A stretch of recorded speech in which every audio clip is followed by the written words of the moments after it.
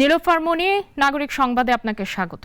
আপনার কাছে আমি জানতে চাই, শোক দিবসে ধানমন্ডি ৩২ নম্বরে শ্রদ্ধা জানাতে গিয়ে আজকে অনেককেই কিন্তু বাধার সম্মুখীন হতে হয়েছে। আপনি বিষয়টিকে কিভাবে দেখছেন? ধন্যবাদ আপনাকে। যারা শুনছেন শুভেচ্ছা। দেখেন, এমন একটা রেভলিউশন হয়ে গেল, একটা অভ্যুত্থান। এটা এই সময়টা আমি মনে করব যে একটা ফ্যাসিস্ট সরকার ছিল 15 থেকে 16 বছর প্রায়। তাদের এত কোথায় তারা যে বাংলাদেশটাকে সমস্যায় জর্জরিত করেছিল, বাংলাদেশকে খুন গুমে ভর্তি করে রেখেছিল, কোথায় সেটার বিচার হবে, বিচার করবে তা না, তারা উল্টা চ্যালেঞ্জ দিয়ে যখন আসে, একদিনে আপনার শোক পালন না করলে মহাভারত অশুদ্ধ হয়ে যেত না। তারা কোথায় দেখবে মাত্র 8-10 দিনের ঘটনা, এই 7-8 দিনের মধ্যে তাদের এমন ঘটনা করা, তাদেরকে আমি মনে করব যে তাদের উচিত হয় নাই। আবার একটা বাংলাদেশে আবার কোন রক্ত বয়ে যাক, এটা আমরা চাই না, এটা তাদেরও চাওয়া উচিত না। তারা তো শুধুমাত্র এইসব নোংরামোর উপর দিয়ে এই ক্ষমতা দখল করে গিয়েছে আর ক্ষমতায় টিকে থেকেছে।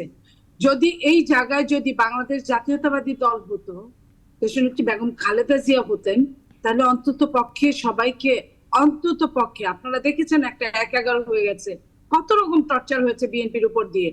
বিএনপি কিন্তু দেশ ছেড়ে চলে যায় নাই, পালায় নাই, তারপরেও কিন্তু বিএনপি কিন্তু ধৈর্য ধরেছে।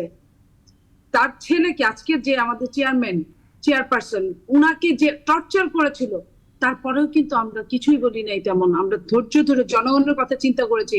আজকে আজকে বিগত এই পরিত্যক্ত সরকার, যিনি কিনা ক্ষমতা ছেড়ে পালিয়ে গেছে, আমি বলবো না যে তাকে শুধু বাধ্য করেছে, বাধ্য করলে তো দেশেই থাকতো। এরশাদ যেমন দেশের ছিল, বাধ্য করলে তো দেশেই থাকতো।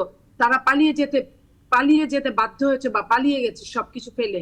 সেইখানে তাদের এই আরেকবার ত্রাসের রাজ্য কায়েম করার লক্ষ্য নিয়ে তারা চ্যালেঞ্জ ছুড়ে দেয় কিভাবে এই দেশটা, মানে কোথায় কোনখানে আপনার জোড়াতালি দিয়ে সাজানো হবে ঢালাও ভাবে, সেটা না করে তারা কিভাবে চ্যালেঞ্জ দিয়ে এইভাবে তার ছেলে বিদেশে বসে বসে এক এক দিন এক এক কথা বলছে।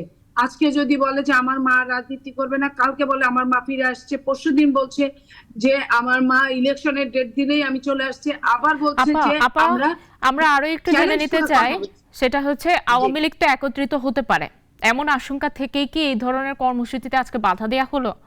আর আমরা কি রাজনীতিতে পারস্পরিক শ্রদ্ধাবোধ তৈরি করতে পারি কিনা, এই বিষয়ে একটু বলবেন? আপনি শোনেন, আপনি কোথাও যদি দাবানল হয়, আপনি কি করবেন? আগে তো আগুনটা নিভাবেন, তাই না? তারপরে না আপনি কতটা ক্ষয়ক্ষতি হলো কি হলো, আপনি আবার কোথায় বসবেন, কে বসবে, সেটার একটা ব্যাপার হবে। এখনো তো ক্ষয়ক্ষতির হিসাবই চলছে। দাবানলের উপর বাংলাদেশ দাঁড়িয়েছিল। আপনি যে কথা বলছেন আমি অস্বীকার করছি না, প্রত্যেকটা মানুষের রাজনীতি করার অধিকার আছে, কিন্তু কোন দাবানলের উপর দাঁড়িয়ে থেকে কিন্তু রাজনীতি কোনো কিছুই করার অধিকার নাই। সেইখানে আপনি দেখেন বিএনপি কোথাও কিছু করে না। বিএনপি তার অফিসের সামনে এসে আজকের দিনটা প্রতিহত, কারণ আওয়ামী লীগ যদি ওই ধরনের কথাগুলো না বলতো, গোপালগঞ্জে যদি ওই ধরনের ঘটনাগুলো না ঘটাতো, তাহলে কিন্তু আজকে এই কথাটা আসতো না, এটা আসতো না। এটা আওয়ামী লীগ, দেখেন শেখ মুজিবুর রহমান সাহেবের মৃত্যু 2বার হয়েছে আমি মনে করি। একবার 75-এর 15ই আগস্ট, আরেকবার তার মেয়ে নিজে হাতে 5ই আগস্টে এই 24-এ করলো। সেটা তারা তাদের দায় অন্যের কাছে দিতে পারে না। এটা তারা জোর করে মানুষকে ঢালাও ভাবে, যেমন বলে কাঁদো বাঙালি কাঁদো, এটাও যেমন ঠিক না। আবার তারা, আমরা তো বলি নাই যে তারা কোনোদিন রাজনীতি করতে পারবে না। আগে দেশের অবস্থা হোক, আগে তারা আইনের কাঠগড়ায় দাঁড়ায়, কোথায় কি হচ্ছে সেটা করুক, তারপরে না তারা এই চ্যালেঞ্জ গুলো ছুড়ে দিবে। চ্যালেঞ্জ তারা কাটে ছুড়ে দেয়। দেশে বাংলাদেশে সরকারই ছিল না 2-3 দিন, তারপরেও কিন্তু দেশটা ওরকম ভাবে কোনো ওই জায়গাটায় যায় নাই যে জায়গাটায় তারা নিয়ে গিয়েছিল এত বছর।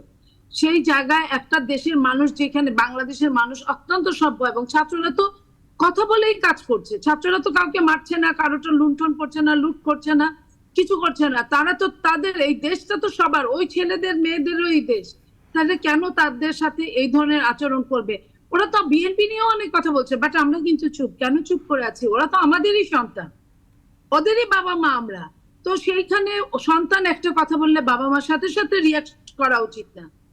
আওয়ামী লীগ কার সাথে রিয়াক্ট দিচ্ছে?